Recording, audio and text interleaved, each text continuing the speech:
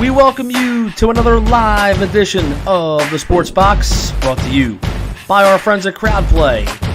Download the free CrowdPlay app today and use the box at sign up for 10 points. And here we go.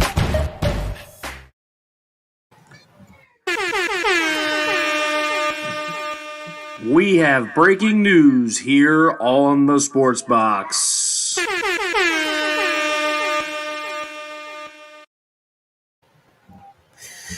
All right, welcome to Unsportsmanlike Conduct. As we said, we're going to get right into breaking news. Well, I mean, it happened about just 3 hours ago, around 5 o'clock. 76ers have done the inevitable after yesterday getting swept by the Boston Celtics. Head coach Brett Brown has been let team. Thank God. And obviously this will begin the search for a new head coach. Already some names floating out there. We'll see how that process works. Along with obviously some hints of the front office making some changes. Elton Brand will remain there, but could be in a different capacity maybe.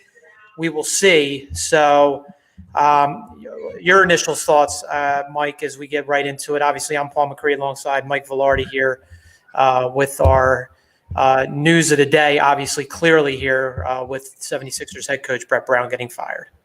Yeah, I mean, I think this was, especially after a 4-game sweep, I think that this was going to happen regardless. I think that they would have had to have gotten out of at least the second round for this not to happen. This was going to happen. I think the whole COVID thing may have saved him if they got a little bit further. But, I mean, Josh Richardson comes out with a comment yesterday, I believe, saying about that accountability. he wasn't holding players accountable, and you could kind of see what was going on here. I mean, he was losing the team. I didn't realize he's been there 7 years. Yeah, 7 years since 2013, 2014. So. That's a long time. I mean, listen, he did suffer for the first four years of that, but I mean, the last 3 years he's really had no excuse. He's had winning teams, he's had players, to get him over that hump, and he hasn't done it. Yeah. Obviously what has happened, was the only move that could have really been made at this point. It's not all on him, but obviously when it comes to some of the things you see as far as the effort over the last, it really kind of festered itself all season. I mean, it started obviously before the restart and obviously before the stoppage of the season. With the lack of, the road record performance was inexcusable. I mean, that can't continue. I mean, great record at home. What were they like 27-2 at home before all this happened? And then he comes out with excuse after excuse, as the series went on about, we really, miss our, home crowd. And I mean, you knew that going in, everybody was in the same boat about this was essentially a neutral site. You knew that there was no crowd. I mean, obviously they had video boards up and all that. They only could do so much. So, I mean, I just thought that Brett Brown said a lot. There was just a lot of gibberish, a lot of stuff that he said at the end that really didn't make a lot of sense. And I think he was just trying to talk himself, almost campaign himself to, give the front office, reasons to keep him. And I don't know. There's just we could talk hours and hours about these last 7 years and how this all came about to this point in time here today. People say the process is over. I mean, the process should have been over, obviously, 2 or 3 years ago when they finally made the playoffs and started making their progress towards, their push towards, eventual hopefulness of being an NBA contender. But they're nowhere near that right now. So, no, I agree with everything you're saying there. I mean, yeah, it's almost like when they ran into Boston again this year, you knew they were going to lose. I mean, they don't have a Jason Tatum who could take. Listen, Embiid is a very good player, but they don't have that guy who's going to take over a game. They just don't. They don't have that guy, and they don't have a supporting cast around him. I just had a thing up here with Mark Scotty saying, that Tobias contract. I mean, he fell on his face at the end of the game, but he comes back out, whatever the case is. But 20 points here, 15 points here. I mean, listen, you got Lillard throwing up 50. You got this guy throwing. You need a guy who is going to hit a three once in a while. You need a guy who's going to do other things. I mean, you let a guy like JJ Redick go, who was your hit a three guy, who wasn't making max contract money. He was giving you the same kind of production that Tobias Harris is giving you. I mean, what are we doing here? Throwing money to Al Horford. What has he done? I mean, 2 bad contracts right there. Yeah, I mean, I guess if you want to really point towards what happened last offseason in July to right now, I mean, you really could focus on that. When the Sixers made that jump, or when they decided to go trade for Jimmy Butler November of 2018 and make that push towards getting that, kind of that third option to really complement Simmons and Embiid, Butler was, for the most part, I thought received very well by Philadelphia. That you liked what he did as far as being a gritty player, kind of that two-way player. Not a great shooter, but a clutch shooter. He made some clutch shots in the regular season last year and was big in the playoffs for the most part last year, and was not the reason they lost to Toronto in 7 games. And then when you went into the offseason, they decided that Butler, for what he did, the desire for him to want to come back and sign with the Sixers seemed to not be there. Him and Brett didn't seem to see eye to eye either. And, Butler and Simmons didn't seem to get along. So really it was just him and Embiid that were very close. So, I mean, I think at the time we thought, okay. And then but the fact is, then you gave that max contract you were going to give to Jimmy Butler to Tobias Harris that is a good third or fourth option on a good team, but you paid him to be your number 1, number 2 option, which he clearly isn't, and he's never going to be. Solid player, but he's not anywhere near a great player. And then, as you said, Velardi with Al Horford, I mean, that's just an awful contract. You sold that signing to be, he's the backup to Embiid. He's kind of if Embiid has to miss 15 to 20 games in the regular season, which he usually does, he'll fill in at the 5, but obviously he could play the 4. He could stretch you out a little bit, but he just seemed to never fit and has not fit here yet. And that's a contract with 3 years remaining on it. Tobias has 4 years remaining on it. Embiid's got 3 for $96, which is not, that's a fine contract. I mean, at this point, you deal with a guy like him making $30+ million a year for the next 3 years. And then Simmons, is virtually making the max at this point as well, just a little bit shy, I believe. So, yeah, I mean, it's not just Brett Brown was not going to be, as I see some comments saying, that's not the full answer here. We all know that. That's not the full answer. There's so much more that needs to be done, and I don't know how it's all going to work out. Their cap situation is not going to be there in the offseason to make a big move. They got to get very creative. I don't know what they do. So, yeah, I mean, what do you think about a new coach coming in? I heard this morning on the radio, Tyronn Lue, they're saying is one of the coaches being expressed. Yeah. I mean, go ahead. I don't know. Is that the answer? I really don't know if that's the answer. I mean, what are we thinking here? Well, I want somebody that has that head coaching experience background in the NBA. I think that's what this team needs. They don't need another, assistant coach that they think is budding and they hear good things about. I really think they need an experienced guy. And, Tyronn Lue does have enough experience. He obviously coached a superstar in LeBron James. We all know that. And, won an NBA championship off of that coattails. Actually, he took over the second half of that year when David Blatt got fired in the middle of that season. Yeah. For no reason. Because LeBron basically dictated. For no reason. Yeah. So I guess I wouldn't mind that. It's not a home run. I don't think there is a home run option right now, but I think they just need somebody that's that experienced guy, like even like a Mike Woodson. I know. I mean, it's just going out on just experienced coaches. I know they're out there. I've seen Sam Cassell's name was out there. I know yesterday, but Jay Wright, I just don't think for him. That's the home run option. If he want, I mean, listen, Brad Stevens did it. You have some young success stories. I know. I understand. And this seems to be the talk with the Jay Wright, the Sixers connection for how long now? Since we figured that Brett Brown probably wasn't going to be the answer 4 or 5 years ago. Yeah, right. But I think for the perspective of him, he's got a way that, he's won 2 national championships and he's accomplished as much as you could ever think that he would have been accomplishing at the college level. But he's got a hell of a team coming back this year that's right now one of the – if they do play this year, which is, who knows the way things are going to be in November, that they could be one of the favorites in the national championship picture. So does he want to leave that? He's making $4.5 million right now at Villanova, I believe. He's going to want at least double that money. He's going to want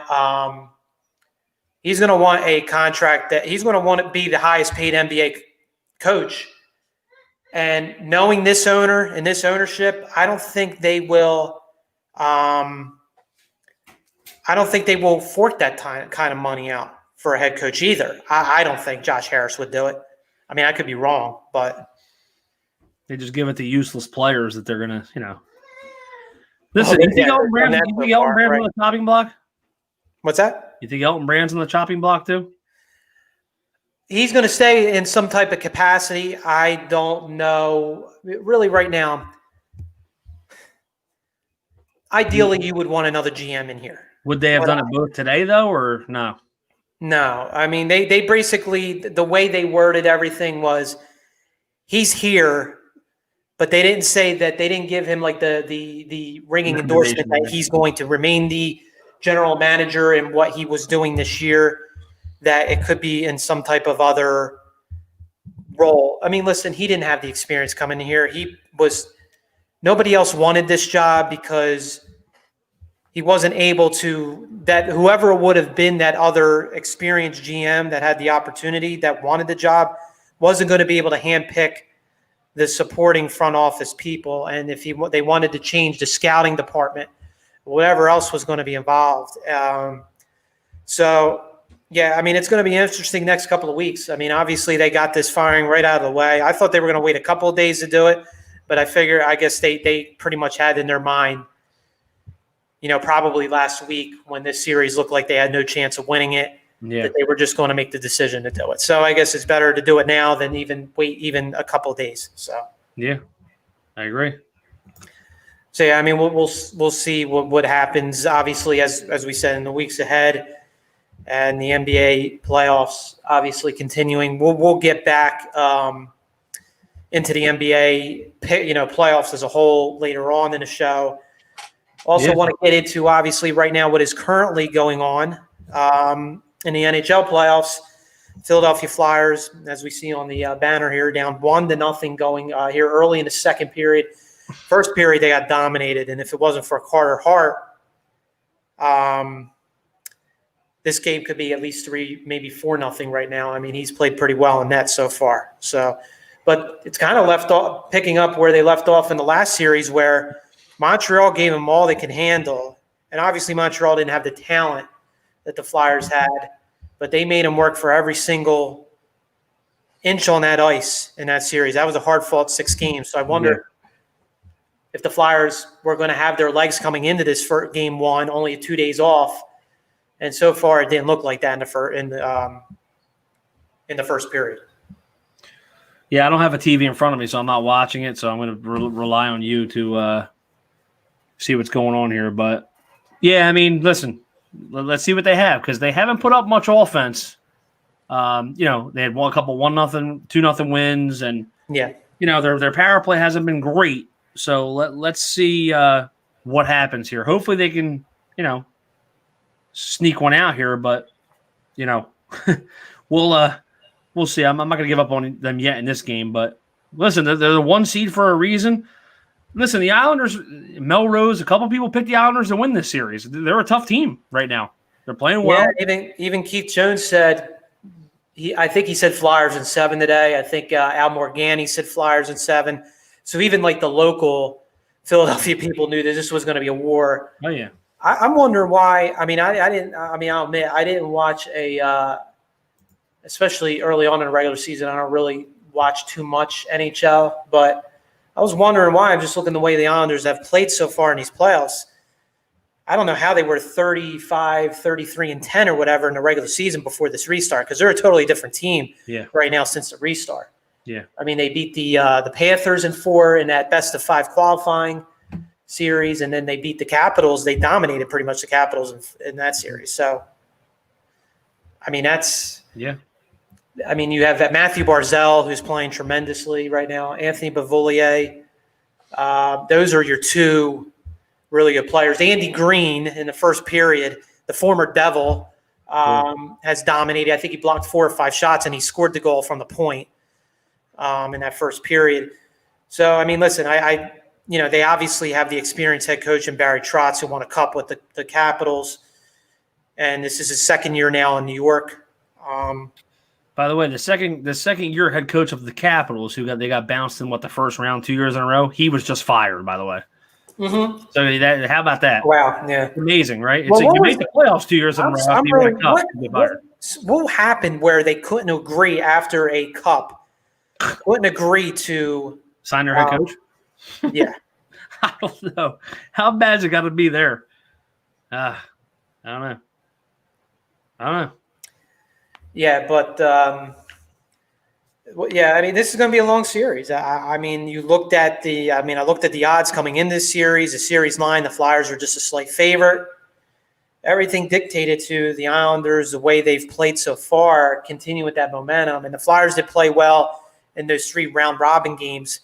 But you look back in hindsight, whether or not a couple of those teams were kind of more in regular season mode when the Flyers had a little more jump in their step. Because Boston, who they dominated in that first game, now Boston beat the Hurricanes in 5 without Tuukka Rask, who decided to opt out. Yeah, Yaroslav Halak is their goalie and has played very well. And they beat Tampa in the game 1 last night in the second round, 3-2. So, they're back to, it looks like, the team that was the number 1 team in the Eastern Conference in the regular season before the stoppage. Yeah. But, as you said, we'll see what happens, early here. Let's see. We got a couple comments coming in here. Tard said Trotz knew he was out by the end of round 1 that year. Clip came out where you can read him telling Trotz, "I'm gone." Torts. Huh? Oh, Torts. Torts. I'm sorry. Torts, meaning John Tortorella. Yeah. So that's interesting. But obviously, Trotz ends up winning a cup that year against expansion Vegas, and now he's got the Islanders here in the 2nd year when you weren't kind of certain what direction the Islanders were headed, because he took over the Islanders where John Tavares decided to leave, going into that first season. He went to Toronto, How'd that end up working out? Yeah, Toronto hasn't. They're stuck in. The They're Islanders stuck in have been neutral better right than now. them. Yeah, they're stuck in. They keep losing in the first round. Jesus, So that's just awful. what's that? That's just awful. Yeah, You have that much talent on your team. You have a goaltender. You have the coaching. Babcock. They had Babcock. I just don't understand it. They had everything right there. yeah. So then you got a couple of those other series obviously on the way. Boston, as I said yesterday, won 3-2. And they're bet so that series continues tomorrow. Colorado and Dallas plays later tonight, I should say. Dallas is up, and that series 1-0. And Vegas blew out Vancouver last night 5-0 after Vancouver upset the defending Cup champion Blues in the first round. So the semifinal second round series are underway in the NHL. So we'll obviously talk more about that as time goes on. Let's get now into the frustrating Phillies here. Yep, the bullpen woes continue. Gee, that's an understatement. So where do you want to start? What happened last week? Well, that whole week last week was they blew what 4 or 5 games where they had leads. Yep. So it all started. They beat Boston in that Tuesday night game where they scored 13 runs. Then the next day, I felt like they had an early lead in that game, but Boston then gained control. I think they won like 5-3 or 6-3. That doubleheader against Toronto on Thursday was a disaster. That was awful. They were up 7-0, right? At one point, in Game 2, they were up 7-0. All 7 runs in the first inning. That's awful. And Velasquez gives up a couple runs then in the bottom half of the first, and you're like, here we go. Then he settled down, pitched pretty good, and got him into the 6th. And then he got hit, back-to-back hits I think he gave up. Girardi went to the pen and couldn't hold the lead in the bottom of the 6th. Obviously, with doubleheaders being 7-inning games. Somebody just score? No? No. I thought I heard score in my room. The Flyers have outshot the Islanders in this period 9-1 so far. So it looks like they've gained control here in this, at least gotten some better scoring chances in the second. But to get back to the Phillies, after that, Hector Neris can't get it out. A couple other the relievers, Tommy Hunter, just struggling. They decided to make then on Friday 3 moves for their bullpen. It started off earlier in the day with trading for veteran reliever David Howe with the Yankees. Apparently the Yankees were in the DFA him anyway. So, but I looked at his numbers. His numbers didn't look that bad, but I guess they were looking to move on. The Yankees bullpen's pretty good, so I guess they were pretty deep, obviously. And then they made a big trade then Friday night to get 2 relievers from Boston, Brandon Workman, who was their closer off and on, and Heath Hembree as well. And they gave up Nick Pivetta in the deal, and they gave up another prospect. I'm not getting, hung up here on, prospects at this point. How many times have the Phillies dealt prospects and they don't pan out anyway? So other than, did you see Sixto Sanchez's first start? Jack Fritz, I follow him on Twitter. He was all over Sixto. Wouldn't it be great to have him? Guys, this is the same people that support JT and signing JT. That's him and Joe Giglio. Him and Joe Giglio the whole time on Twitter. Oh my God. Look at that 900-mile-an-hour sinker. Make up your mind, though. Who did you want? Obviously, the Marlins were not going to part ways with JT Realmuto. It's a moot point at that point. Yeah. If they sign him, he's fine. Right. Yeah. Yeah. I think he's going to be probably a number 1, number 2 starter. Probably. I think we thought that when he was here. So it was the issue was him was there were some arm injuries and. A little bit thin build. He was built like Pedro a little bit. So how was that going to hold up being a little bit smaller? And obviously, type, he's going to fast track to the majors faster with the Marlins, obviously. So he was going to get there faster. So you knew that. Well, I don't know. You think he would have been here now, or obviously Spencer Howard. Spencer Howard just barely got here. So yeah. But he had a higher upside than Spencer Howard. I mean, Spencer Howard, I think if everything works out, is probably a good number 3. Yeah. I don't think he's a ace or a number 2, but he could be a good number 3 for you. Yeah. So, But, the same people that complain about giving up, Sixto Sanchez or these other prospects. I mean, right now the Phillies. I mean, this definitely smelled of John Middleton saying, "I don't want to see another minute of this bullpen. I'm going to sign off on being, we're handling some of these contracts that come in to get the deal done." Yeah. So, we'll see. I mean, I know Workman blew it on then Saturday night against the Braves. They were up in that game 4-0. So, and then last night, did you see the ending last night where throughout who was it? Dansby Swanson at home. Win the DD to Andrew Knapp, who Jack Did made a nice play. Yeah. Yeah, they love Andrew Knapp.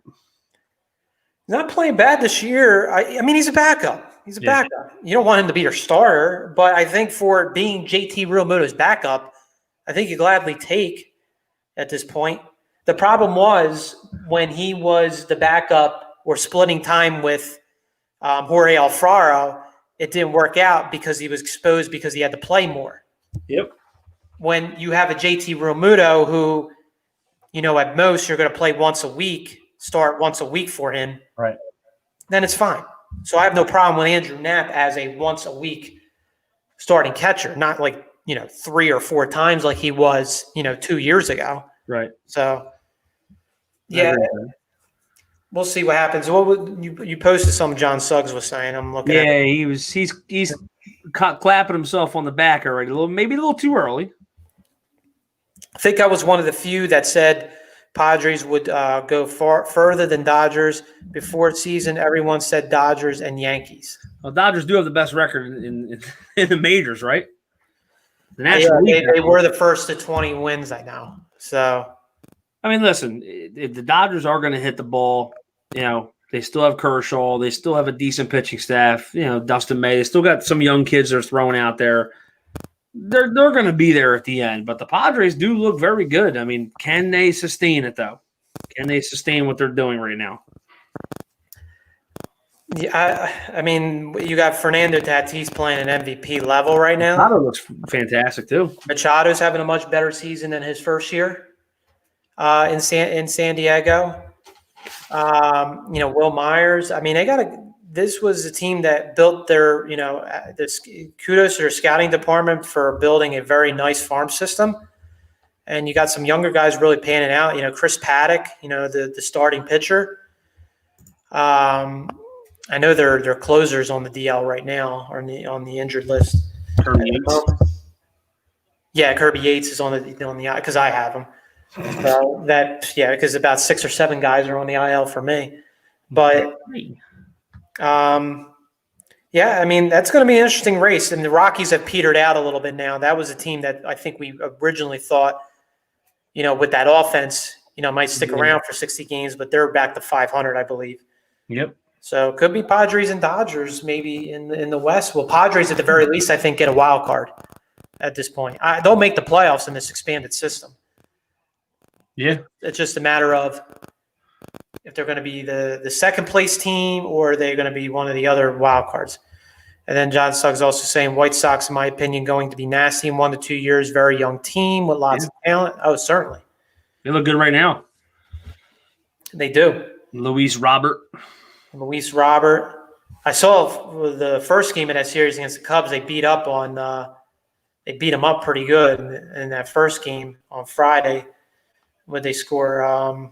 They scored 10. They beat them 10-1 in that first game over the weekend. Yeah. What'd they do the rest of the series? I didn't even. They won on Saturday. Yeah. And what'd they do yesterday? They lost 2. They won 2 out of 3. They lost yesterday 2-1, but they took 2 out of 3 from them. So they're off tonight. But they're right there in the Central. They're 2 games back. They're 17-12. The Twins are 19-10. And the Indians, because of their pitching, even without the 2 knuckleheads. Yeah, I got them. Yeah, and they're 17-11. Of course. So might be a 3-team race in the Central. Yeah. And the Yankees, before they got shut down because of the Mets having some COVID concerns because they were supposed to play the Mets over the weekend. Yeah. They got swept by Tampa last week. So Tampa's currently leading the division Yep. right now. So, Yeah. and I'll tell you, Toronto's got a real good young team. Kayvon Biggio, and Yeah. I don't think Bo Bichette's doing too much, is he? I think He's hurt. struggling. He's hurt right now. I think he's going to be out a month or two. He was having a good year. Now Vlad Jr. had a good game last night. He's kind of been He's been hot and cold. hot and cold. But We they might look be like they having- got a nice young team, especially that lineup looks like it's going to be pretty solid. Even Baltimore, their lineup, what's that? Anthony Santander, he's having like a tremendous season. Yeah. Yeah, he's having a good year. Yeah. So, and Boston, man, how bad are they right now? Well, let's just say for the rest of the year, they're 9-20. Suggs has a trivia question for us. What team has been down by 4 or more to come back and win that on a walk-off? This team has the most than any team in the league. Braves? I would just say the Braves if he's saying it's a trivia question. Because, I know they came back to win 4-0 and walked off Saturday night. So This might be a short show tonight so I can watch the Flyers. it's still 1-0, I know. Right? Bingo. So there you go. Come on, man. That's too easy. Homer. All right, we'll go now into the NBA playoffs. Get back to there. Obviously, the Celtics. We already talked about. Obviously, the Celtics swept the Sixers, and then also the Toronto swept with no problem Brooklyn. Yeah, that was a Toronto did the Nets. And even Kyle Lowry sat out last night. He's hurt right now. I think he's got an ankle injury, but they can rest him now and get ready for the second round. I believe they'll end up playing Boston in the second round, so that should be a tremendous series. And then right now, Milwaukee earlier today beat Orlando 121-106. After losing game one, they've won 3 in a row. I think that game was pretty close, though, going into the fourth quarter this afternoon before Milwaukee pulled away. OKC tied up Houston, 2 games apiece. They won 117-114, so that's been a pretty good series so far. Miami up 8 at the end of 3, looking to sweep Indiana. Wow. 70-62. Later on the night, Lakers taking on Portland. The Lakers are up 2-1 after dropping game 1 of that series. And then also tomorrow, I know Utah, Denver. How about that series? Denver, that game went into overtime. That first game where Donovan Mitchell put up 57. Then he scored 51 last night. So he's got 2 50-point games in this series. Wow. I think he's only like the third or fourth player in NBA history to have 2 50-point games in a series. Obviously, Jordan's one of them. I don't recall who the other one was. I know there was another one that I saw this morning. But they could wrap up that series against Denver tomorrow night as they won now 3 in a row. And how about that Clippers-Dallas series? Did you watch any of that yesterday? Luka was tremendous. Sick. He was hurt coming into that game. Sick. Porzingis was hurt, did not play, and he carried the team on his back as what you would expect a top 3 pick Yeah, you think? would do, as the Sixers players cannot do. No. So therefore, that series is now tied at 2 thanks to Luka Doncic. So that game's tomorrow night. So that's actually one of the series. I'm not really fully in the NBA, but that is a series that has caught my attention now as a series that could really, with that star power right now, that could be a very interesting, last couple of games potentially in that series. But that's what we got there basically in the NBA. As as I said, Miami's going to wrap up that series tonight. Looks like. I mean, I could pretty much mush it just as soon as I speak. I did have them in a 14 parlay tonight, so that's probably going to lose now. And I did have the Flyers as part of the parlay, so Done. Finito. Done. As still 1-0 Islanders at 4:34 remaining in the second period. Wow, that period is flying by. Listen, we're 35 minutes in. We like our shows to go an hour, but we don't have to tonight. We can just talk and do our thing. And, if we got our news out there, we get our news out there. We got Flyers. Flyers hockey's on. That's why the viewers are low tonight.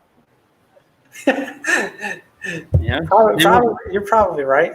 They want to watch hockey. So do I. And how about 20 more days until the start of the NFL season? Well, that's true. If you count the Thursday night, then how many? 17 days remaining until the opening night. Yeah.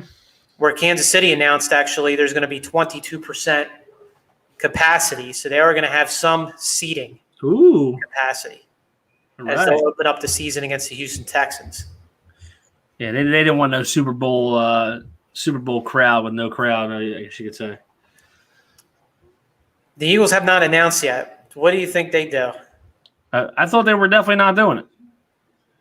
Did they officially announce that? I thought they kind of backed off that. Yeah, I think a while ago they said that they were thinking about not doing it. But yeah, that was like a month ago, I think. But I think it comes down to the city. It's the city too, right? It's not just the Eagles. I think the city has something to do with it too. Yeah, well, the city was who announced it, not the actual financial field or the Eagles organization. But then they backtrack to, we just met like gatherings, like parades. Like, what type of parades are they having right now? Yeah, right. I don't know, but yeah, we'll see. It'll be very interesting to see how the NFL season goes. I mean, it's really not much you could talk about still because there's no preseason games to kind of base off of any evaluations. Right. We only can base our news off of what the reporters that are there are tweeting about practice. ESP, who's giving you the full play-by-play. Oh, yeah. He's on the Wentz's taint right now. Apparently, and Andre Diller's not looking too good right now. So are you surprised? That's not good. So that will be very, very for a player like Wentz that's injury-prone, that's not good. No. It's not good. And how about Earl Thomas? What happened there? Wow. And then he was putting the defensive schemes on Instagram, taking pictures of them. He's out of control now. He is. And of course, who's the team that's linked to him? The Dallas Cowboys. I think that was just speculation. There hasn't been serious discussions about it. They'll find him tomorrow. You watch.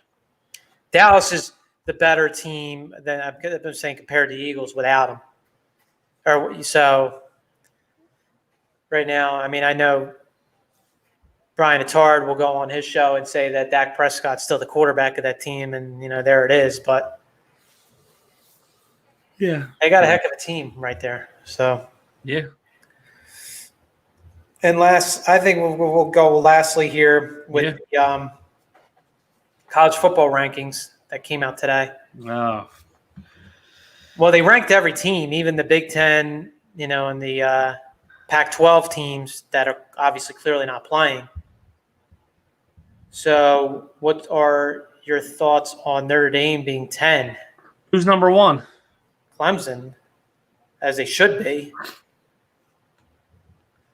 Ohio State 2, Alabama 3. Where's Oklahoma at? Because I got 9 people with COVID right now, so I'm Do they really? Yeah, I'm interested to see where Oklahoma is on that list. They are. Let me see. 5. Really? Yeah. Sheesh. They start off with Missouri State, September 12th. Well, Notre Dame at 10. I could see it. Notre Dame plays Duke. They'll win their first 6 or 7 games. They'll get up to 4 or 5 and then probably lose at some point. Clemson opens up with Wake Forest. Oh, they're not playing the Citadel? No, they are the next week then. They got the Citadel again. The Citadel. Yeah, 70 to 3. It'll be 10-3 at halftime.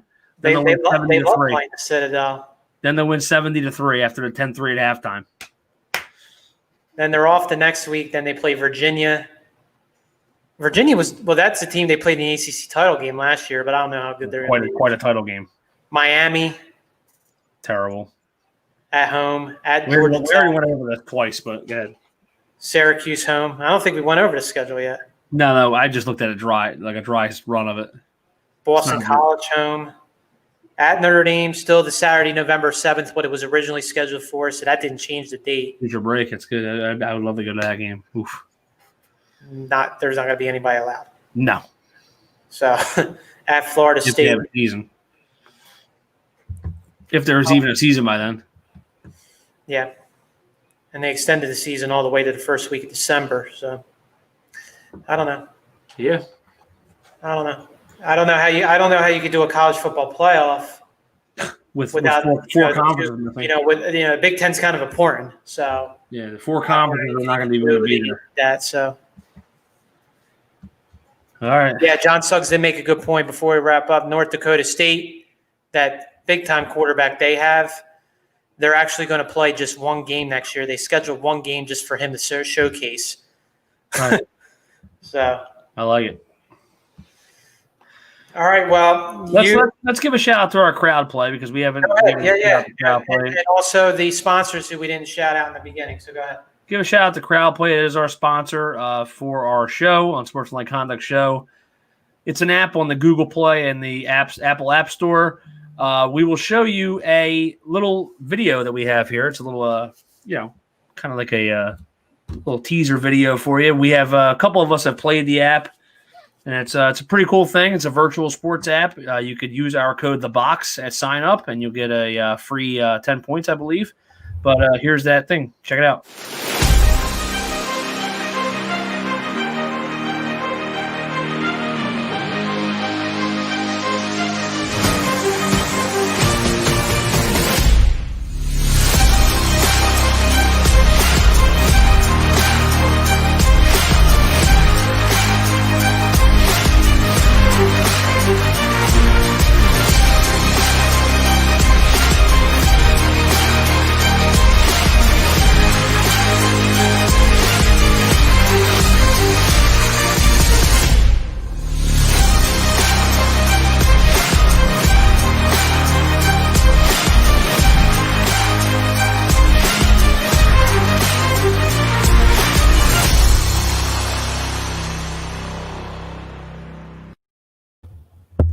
There's Crowd Play. It's available on the Google Play Store and the Apple App Store. Check it out. You guys are awesome over there at Crowd Play. Yeah, absolutely. And also, well, that's it for the sponsors, right? Yeah. All right. And then we also, I know the show lineups changed this week. I know the teeing off has been changed now to Wednesday night. This week, I believe. Yes. Just for this week? Yeah, because I think so, because the Flyers game was on. And yeah. So, Mike, so now the end of the second period of the Flyers game, it's still 1-0. So Mike Goletta and Dave Cartwright will be on Wednesday night to talk about Dustin Johnson's unbelievable performance this week. Yeah, it was sick. Shot 30 under par for the entire tournament. Driving green, driving par fours. Yeah, so he's on a mission to try to win his first FedEx Cup. As it will continue this week with the BMW Championship, and then the Tour Championship is the following week on Labor Day weekend, and then the U.S. Open is mid-September, so that should be pretty fun as well. And then I know tomorrow night, Brian Attar and Mike Goletta on the flagship show will be on tomorrow night. They 8 o'clock, 8:30. I don't have the full lineup, but I know they're continuing their NFL previews as well tomorrow. So stay tuned to that. And I also believe tomorrow night we're going to get our first Brian Hess and Ryan Havermail. There you go. Tomorrow night on and Paulie Scoops is on that too, I believe. Paul, you're right. Scoops is on it as well. Everybody's favorite degenerate show, Total Degenerates, making its debut tomorrow night. If you want to fade picks, listen to Brian Hess. If you want the winners and the sharp plays, listen to Ryan Havermail. I don't know about Scoops. I really don't know what his plays are. But they will be on tomorrow night with their debut. Then I also know Tony Quigley and Paulie Scoops are going to be on Wednesday night. So they will be on the basketball show. I'm sorry. I'm not good with the show names. I really don't. And you're just looking at me right now like you're an idiot. And you know the show name. So I think I do. Hold on. Let me see. Hold on. That would be Baseline Jumper. Baseline Jumper, right. That's on a Wednesday night, so they'll continue, obviously, with the latest in the NBA. They're going to talk, like we started tonight with Brett Brown and the Sixers. I'm sure they'll get even more in depth on Wednesday night. Thursday night, we'll see. It's to be determined right now, it seems, with that, but we'll give more information hopefully as the next couple of days go along, so we won't say anything right now with Thursday's potential lineup schedule. That is it for this evening.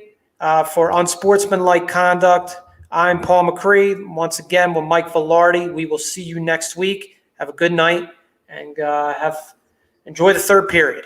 Yep.